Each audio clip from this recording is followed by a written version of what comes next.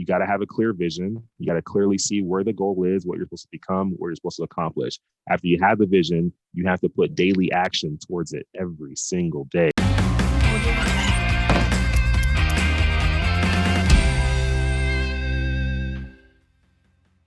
Hello, everybody. It's Jake Stenziano, host of the Wheelbarrow Profits Podcast, here with my co-host, the multifamily mentor, the coach, chef, father, six, the best-selling author, the G-Daddy. Gino Barber. Gino, how's it going? Jake, got home at 3 o'clock in the morning. Thanks to Allegiant Airlines. They stink. Terrible. Cancel a flight. What is the customer experience? Where's the customer journey? Let me and the 5 kids sitting in the airport at 7 o'clock. And you know what? Not all bad. God gave me a lemon. I made lemonade out of it because I went to Jake's house, spent another day. Cost me a little bit more money, but I had an awesome day. Managed right this past weekend. Hung out with the students. It was really a fantastic weekend. I'm tired, but I am so excited to be on this week's show because we have got Mr. Jesse on. We're going to introduce him, but he is the multifaceted king. He's got multiple businesses going on, and you know what? He's got multifamily on the radar, Jake. So I think that's the next venture. Okay, we're bringing it back around here to some sanity because the G-Dad just lost it. But as he said, our guest today went from a D1 college football player to a lieutenant commander in the United States Navy and is now the only driver in NASCAR at the national level that has ever served his country and still does. Oh, man, we got to change that. He has become a successful entrepreneur and has shown us that if you work hard and invest in yourself, you can make it happen. MIH, baby. So without further ado, Jesse Iwuji, welcome to the show. Thank you for having me on the show. All right, man. I played football my entire youth, played a little in college. I never thought about becoming a NASCAR driver. So before we get into the real estate stuff, football and NASCAR, man, you got to unpack that. How'd that work? Yeah, it's definitely a different story, that's for sure. For me, I've always had a passion for cars and racing throughout my whole life. But, as a kid, I didn't really have the opportunity to do it because I didn't really come from a racing background. I didn't come from a racing family. Both of my parents immigrated from Nigeria to the U.S. back in the 80s. And back in Nigeria, we don't have car racing. They have foot racing. They're really fast. So that's why I have I have fast genes inside of me. That's why I ran track in college, high school, and all that stuff. But we didn't have racing in our background. So for some reason I had this passion for it. I don't know what it was. I think maybe the show Knight Rider back when I was like 5 years old. I used to watch it. Maybe that got me. Is like Days of Thunder coming out here? I was waiting for something, right? It wasn't even. I didn't watch Days of Thunder until probably like college, maybe. It took a while. So, but it was something about that, Speed Racer, the cartoon, all that stuff. It just got me into it. And I liked it a lot. I don't know why, but once again, I didn't have the means of doing it. So I did what I could do, which was play football.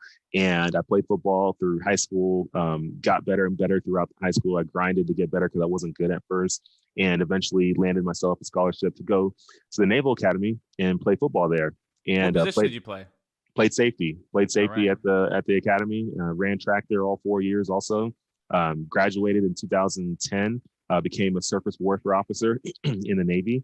And I've been in the Navy the last 11 years, and I was active duty for the first 7. In that time, I was on 2 different ships, went on a couple different deployments. And then when I transitioned from sea duty to shore duty, I had a little bit more free time, and I decided, hey, I'm not playing football anymore. I really like cars and racing. I have some fast cars. Let me take these cars to the track.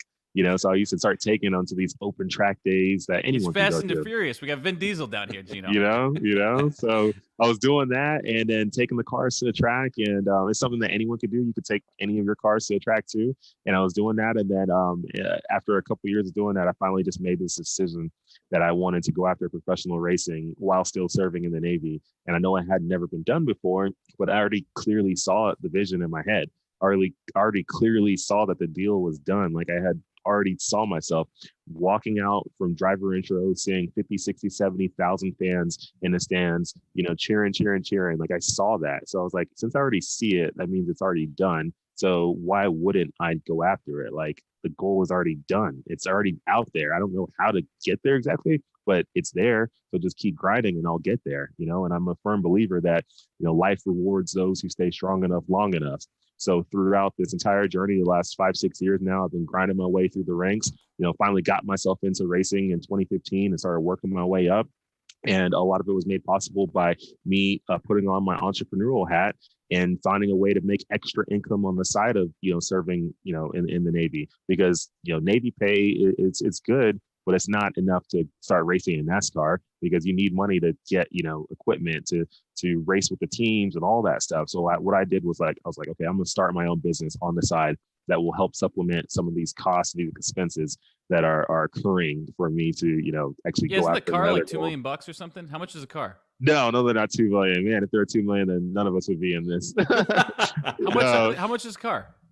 So a race car, it just depends. If you get a used one, it could be as low as 50 grand or so, 40, 50 grand. If you get one that's completely brand new, it's probably 100 grand or so, maybe a little bit more. But the thing is, I don't own my own team yet. I'm working on that. Ooh, but I like it. He sees it, he knows where he's going. Yeah, but the teams typically, they have all this stuff, they have all the equipment, they're already set. So typically, what will happen is a driver will come race for the team, and either the driver will bring in their own funding, whether from their rich parents or they own some business or whatever, and they have a lot of money, or they have sponsorship. Some other company believes in them and wants to pour into them because they see the driver as a very good marketing tool for the company. So one of those few ways is how drivers typically get in the race car, because a team, unfortunately, they can't just go to the racetrack without any kind of funding, because that will only last for so long before you go out of business, because you don't have enough revenue coming in. Mm-hmm. So Jesse, you said you put your entrepreneurial cap on. How did you do that? Because the Navy really a lot of times doesn't foster entrepreneurial spirit, taking that risk out. How did you do that? There's a few ways. So initially, when I got into wanting to start my own business, it was because one of my other friends who was also in the Navy with me had his own business in the past and was getting ready to launch another one. So he had started a company called Run for Your Lives. It was this running event where they were doing like really interesting stuff with it. And it wasn't like an obstacle course thing, but they were doing some interesting stuff where there was just more than just a 5K run. Like they were making it like really, really fun. And you're going through these different things, being chased by monsters, whatever. They were doing something cool. So anyways, they're doing that, and it went well. But then he made some management mistakes on how they were going to spend the money and how they were going to do this and that and reinvest in the company. And then they ended up going bankrupt. But he learned from it. Because he learned how to take a company from nothing to something, and he learned what happens when you do the wrong things and it heads down. So from there, he was getting ready to launch another one. Me and him were on the ship together. We were on the same watch team together. We were both officers, and when we would come off a watch, we would always talk about like different things. I would keep on telling him about, I want to get into racing. I want to be a professional race car driver, but I got to figure out a way to like make extra money to do it, because I'm just not able to find sponsorship right now because I'm like a newbie and nobody knows me. So he was like, you should start your own business and like use that as a way to make some extra money. So he would teach me all these different business techniques, teach me things about the mistakes he learned or he made, so that I could learn from them so I wouldn't make the same mistakes. And he's what really kind of fostered that, get my own business thing going. And I guess I was comfortable with even getting into that too, because both of my parents had their own small businesses also outside of their normal day jobs. So I had seen my parents be able to juggle both. I saw my mom work 12 hours a day as a nurse at the hospital, and then also work, 7-8 hours running her store that she had, a party supply store. And she would literally work all those hours, 18, How 19, valuable 20. was that though? I mean, having that kind of influence in your life, that had to leave a huge impression on you. Yeah, very big impression. That's all part of the reason why I believe that anything's possible, because I saw my parents, go from nothing to something. They came from Nigeria to the US with nothing, and then built themselves up and was able to, have better lives through just hard work and effort. It had nothing to do with having any crazy talents or anything. It was just straight up like, I'm going to go work hard and grind. And then because of it, the fruits of the labor will come, and they're proof of it. So other than working hard, what other skills do you see that an entrepreneur needs, or what skills did you have, to take the entrepreneurial leap? And all the listeners out there going, well, Jesse did it, Jake's doing it, but how do I do it? What do I need? So anybody can do it as long as their mindset is in the right place. So that's one thing that, if you can go on YouTube all day and listen to, here's the 5 steps to go make $1 million, or whatever, all the crap that people put out. So the best way is you got to get your mindset in the right place. You got to have your mindset in a place where you're willing to put everything on the line and completely willing to lose it all, and continue to grind and pivot and figure out what you got to do to get it back. Once your mind is there, then you are in the place that you need to be as far as mindset wise. Now, moving forward from there, you got to have a clear vision. You got to clearly see where the goal is, what you're supposed to become, what you're supposed to accomplish. After you have the vision, you have to put daily action towards it every single day. You can't just do it here or there or whatever, or not feeling that it's working, whatever, I'm going to stop. No, every single day, daily actionable That's it steps. right there, Jesse. Where so many people lose, and I joke about this all the time with Gino and myself, because it took us 2 years to get our first deal in multifamily. Okay. 2 years. You know how many people quit within 2 years because it's a pie in the sky. It's not real. It's so cliche, but that staying power, that peskiness of just keep stepping back up to the plate, keep taking at bats. So many people miss on that. And that is, especially in this business, right? In multifamily, the difference between Jake and Gino having 0 units to now having over $100 million in assets. Listen to what this man is saying, because he's onto something here. So I didn't mean to jump in. It's No, so that's important. Good. Yeah. So daily actionable steps every single day. Now, as you're doing the daily actionable steps, this is where you were just talking about it, that 2-year period, right? Some people ask, how many reps do I need to do so I can bench 300 pounds, as many as it takes? How many 300 pounds? Yeah. How many books do I got to read so I can learn this thing? As many books as you have to read, like there is no number. So as you're going on these daily steps, you're going to be going through a dark tunnel. Anytime you're trying to achieve anything that's past your current level right now, you are going to go through a very, very dark tunnel. And this tunnel, from the moment you enter it till the very last part of the tunnel, however long it is, 2 years, 3 years, 1 year, 1 month, it's pitch black the entire way. Even when you're an inch away from the end of the tunnel, when you're finally going to reach success, it is still pitch black. And what happens is, just like you said, people quit because they don't have enough faith to understand that that light is there when you can't even see it. No matter what, like when you jumped into the multifamily real estate stuff, you both had the vision. Like you clearly saw that you were going to accomplish something. So why would you ever quit along the entire way? I don't care how pitch black it is. Why would you quit when you clearly saw it? Like God put it in your head, said, hey, like you're going to do it. Like it's done. Just don't quit. So you got to keep pushing. How strong forward. is your conviction? How much do you believe in it? Is that really the path for you? Yeah.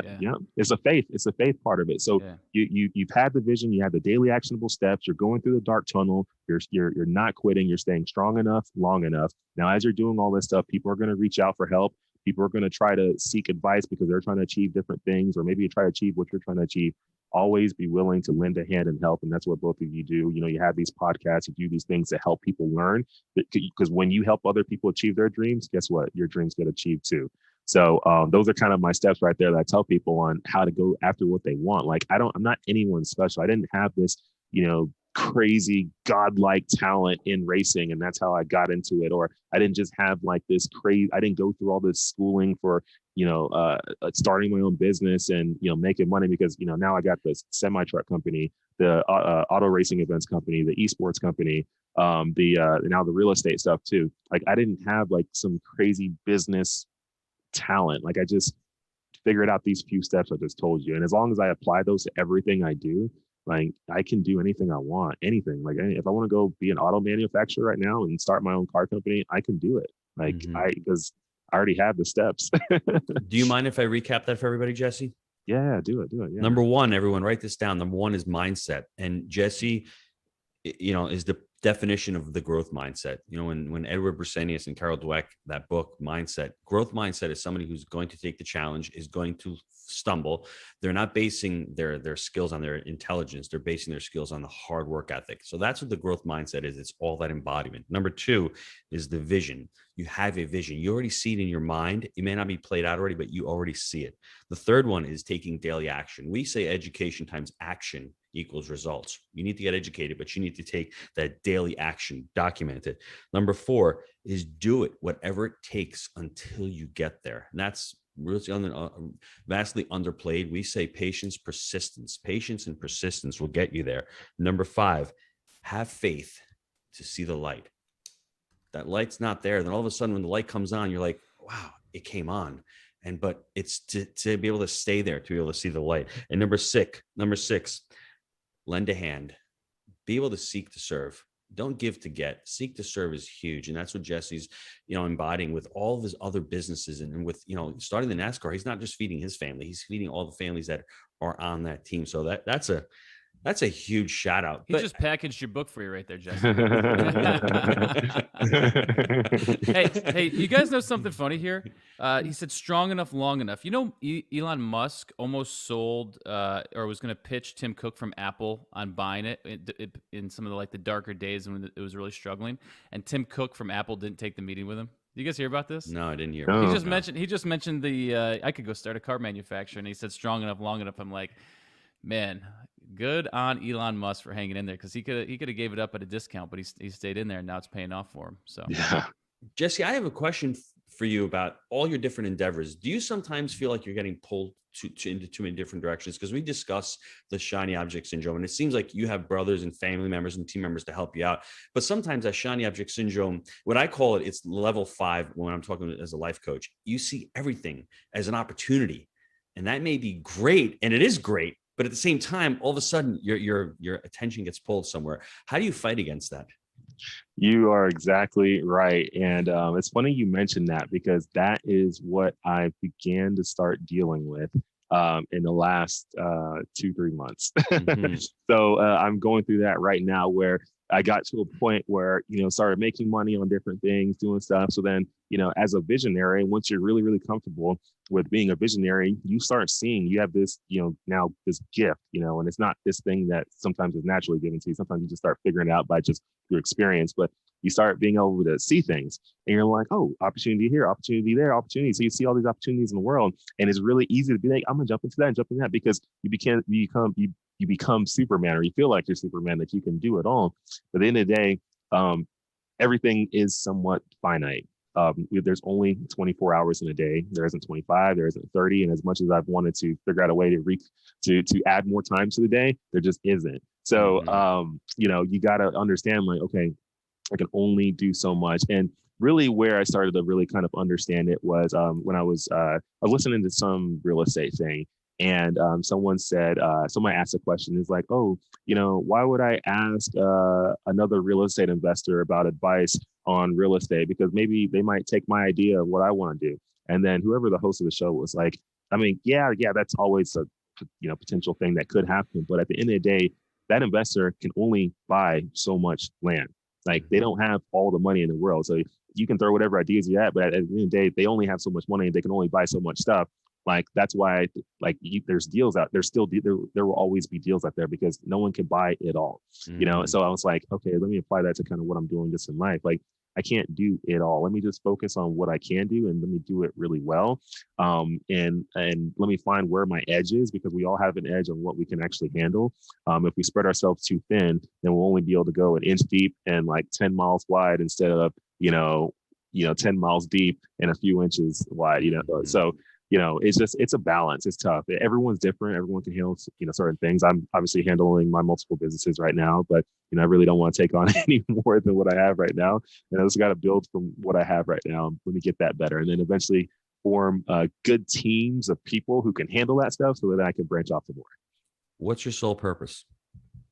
My sole purpose in life right now is to accomplish everything God has wanted me to accomplish, right? Everything He's put in my head, go after and accomplish it. But while doing it, hopefully create some type of legacy, some type of path, some type of system that continues to create opportunities for others who are going after their goals and dreams. And they don't have to be going after what I'm going after. They don't have to be wanting to be a race car driver or, own a business or whatever it is, whatever they're trying to go after in life. I want them to use my platform, use what I've been able to create, and use it to either inspire themselves, learn from it, gain knowledge from it, advice, whatever it is, so they can go after and be everything that they were always meant to be. So it's really interesting what you guys are talking about now, because you have to pick the right vehicle, because you can't do everything. There's going to be a finite amount of time, and you want to really, push in on something. So how are you saying no to opportunities, and how are you identifying something, saying this is the right vehicle where I want to spend my time? Because a lot of people are like, they just want to find something to do. But then when you really get into entrepreneurship and you realize what's going on, you need to be selective with your time, and you need to be able to say no to certain things. So do you have a process for that, or how does that work on your end? Yeah, there's no real process just yet because this is something newer for me.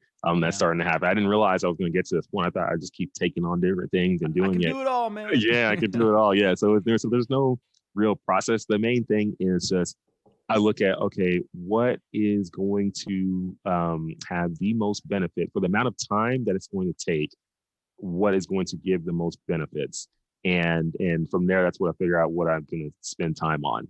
So I've had different opportunities come up, even like recently in the cryptocurrency world, and all that, and I started looking at it. I'm like, yeah, it could be great, but man, this other stuff is also good right now, and it's already being built, and I don't have to put as much effort into it, and it can continue to go up higher. So why not just put time in that, instead of starting from the ground floor on something else right now, Yeah. and eventually, once again, it's all about creating teams. So when I get better at creating teams of people who can, run the system so that the system can be truly a system, then I can start moving on to other things. But right now, I don't really have stuff in place that really creates these systems and the Think place of already alignment of values as you grow with this. Is it aligning with my values? And we're talking about core purpose and thinking with the end in mind. So as you start to see more opportunities coming towards you, is it going to build my greater enterprise, or am I getting outside the weeds, and is it going to be more of a distraction? Because you're going to see it the more you grow, especially if the multifamily space and that becomes like the core business that you really try to enterprise. A lot of verticals and a lot of different things are going to get thrown at you. So I think that's one of the biggest challenges that young entrepreneurs face is just kind of getting that laser vision and seeing down the road to where you want to go. Yeah, most definitely. How did you get attracted to real estate, and even specifically multifamily real estate? How did I get attracted to real estate? I had always heard that it's a great place to be in because I think when it really finally hit me was when someone said that Earth is Earth. There is no more land that God's going to create on Earth. Yeah, we can go try to make more, I don't know, islands and things like that, but really, there's not much more land that's going to be here. Like we have what we have. And when it comes to any kind of marketplace in general, it's all about how rare something is, because that's a whole supply and demand thing. So land is here. It's not growing anymore, but there's more people. There's more people trying to take more of it, and there's more people who want it. So real estate will always be something that eventually will go up and up and up. There land is more valuable now than it was 100 years ago. So boom, there you go. So it's like it's a good place to be at. So from there, I read, I listened to, I don't really like reading books. I like listening to audiobooks. So I listened to Robert Kiyosaki's Rich Dad, Poor Dad. And immediately after that, listened to Cash Flow Quadrant. After listening to both of those, I was like, I need to get into some real estate, and now it finally clicked. So then I began doing research on it by listening to podcasts and watching YouTube videos and all that stuff. And I would just do that every single day during my workout. I would put on a new podcast and listen to it. I listened to a whole bunch of different people and listen to their different strategies, learn from that. And that's what got me into it about, I think, 2019. So this is the last long answer question before Jake takes over here. There are only 24 hours in a day. There are people listening to this saying, how do you do all that? How do you delegate hours to working out, hours to driving a car, hours to doing your production business, live events business? How do you do all that? I mean, what, let me know, because I'm overwhelmed. I'm overwhelmed listening to this, and Jesse can do it, but I can't do it. How do I start? And to me, it's like when I have 6 kids, I didn't start out with 6 kids. I had 1, then I had the next, then I had the next. What is your mindset? How do you prepare yourself to take on the day? Yeah, you gotta be comfortable with utilizing all the hours of the day. Obviously, we all have to sleep, so I tell people, you know what, you probably need 6 to 7 hours of sleep a day. Don't listen to the folks who say, oh, you need 8, 9, like guaranteed every single day. Yeah, I mean, yeah, it'd be nice, but like if you need to sleep 8, 9 hours, just sleep faster, right? Like sleep faster and do it all within that 6-hour period, 7-hour period. But do that so you don't waste a lot of other time. So now your other 17, 18 hours that you have each day, you got to divide them out. I use my notes on my phone. So I just divide out my day on, hey, this group of hours, I'm going to spend it on this. This group of hours, I'm going to spend it on that. But if you plan it out like that and you hold yourself to that, even if you got to set an alarm where your alarm at 9 a.m. goes off so that you can start this. It goes off at noon so you can start this. It goes off at 1 p.m. so you can start that. If you got to do that, there's ways on your phone where your phone will basically order you to start doing something. If that's what you need, that's what you need. But divide out your day, plan it out early and often, and have lists of things you need to do and accomplish, so you can mark them off. Because nothing feels better when you have your to-do list and you get to erase that one thing. Like, I did that, boom, accomplished. So use that. That's how I basically get to do all the things that I do. I think you and Jake are related, because between Audible and having a daily checklist and wiping things off, I really think you guys are related somehow. Yeah. Hey, think about this, folks, what he's saying here. You didn't hear, at 5 o'clock, I'm out, I'm going, and I'm going to eat my Taco Bell. Okay. I'm not going to Five Guys and I'm watching TV. Early on, especially more than ever, when you're starting in business, in entrepreneurship, you are working in the evening. This is how it works. And if someone's a lot better and they've every evening, if someone has the life hack and they've figured it out, let me know. But in my experience, in Jesse's experience, in Gino's experience, you're going to work some evenings. You're going to work a lot of evenings, actually. You're going to be working in the morning before everybody else. My hack is this. My day starts right here in this chair every day at 6 a.m. And you know what? Typically, I'm 2.5 to 3 hours ahead of everybody else, and that shit works beautifully. Okay, I'm going on offense, machine guns, around 8:30, 9 o'clock. Everyone else rolling in. I'm ahead of everybody. It's not that hard. This shit is simple. You just work your ass off in the morning, and then you know what? You're gonna be working in the evening too. If you want more, if you want a life of abundance, if you want greater things for your family, it's going to take that level of commitment. It's as simple as that. So let's take a quick time out to hear from our sponsor. Are you looking for ways to improve your life? Here at Jake and Gino, our mission is to empower students through financial education and the vehicle of multifamily investing. Yes, Jake. We agree that a person with financial intelligence can change the world for the better. We've created our proprietary 3-step framework, buy right, manage right, and finance right, that we teach to our community. This framework, along with education, our one-on-one mentorship, on-site boot camps, and the amazing community, has propelled our students to massive success. We've all been there. We've had so many students that have been able to shift their mindset, overcome limiting beliefs, and set a clear path to achieve their goals. Whether you're currently fixing and flipping, wholesaling, or buying single-family rentals, and you know that multifamily investing is the right vehicle for you, I encourage you to visit jakeandgino.com/apply to schedule your complimentary consultation with our team. And I want to let you know this isn't a high-pressure sales call. It's really just a discovery call to get to know each other better and see if we're a good fit for working together. And if for any reason we're not a good fit, our team has tons of resources we will share with you to help you along your journey. If you're ready to stop spinning your wheels, go to jakeandgino.com/apply and schedule your call now. All right, we're back. All right, personal habit side of things, something you do on a daily or weekly basis that separates you from the pack. Daily or weekly basis, personal habit.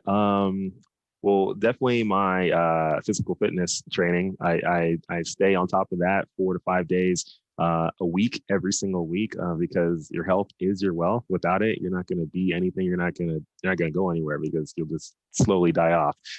So I would say staying on my physical fitness stuff, that's what keeps the stress off me, because there's a lot of stress that comes towards my way a lot every single day. There's always a fire. I wake up to a fire a lot of days. I woke up to a fire this morning. So yes, health is your wealth. So physical fitness, that is probably one of the most important things. Any book recos, something you listened to recently that made a positive impact in your life?